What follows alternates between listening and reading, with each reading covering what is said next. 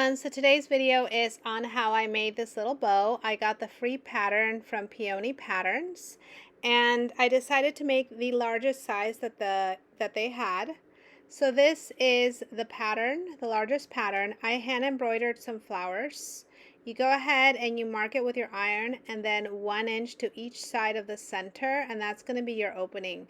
Then you're just simply going to stitch all the way around, making sure not to sew between those two 1-inch markings on the side of the center of the bow, and just stitch all around. Once that's done, you can clip the edges and trim your seam allowance and turn it right side out, making sure to get those nice and crisp corners flipped out.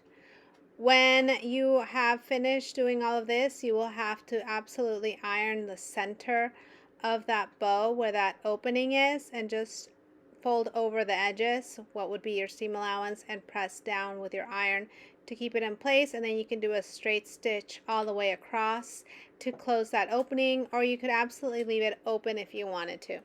So here I am. This is how I tie my bow. Fold it in half, kind of crinkle a little bit around, and just do a knot.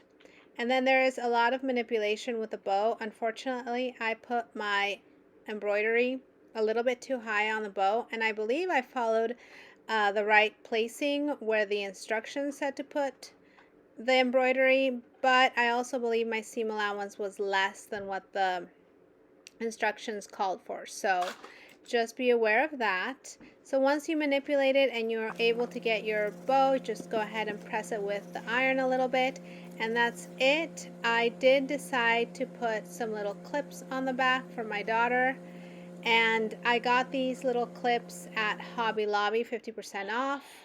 And I just go ahead and I stick it through the back really quick, which of course it's really tight at this point, so it's hard to get it through, but once you do, you can absolutely hot glue it, but I just left it as is. Thanks for watching.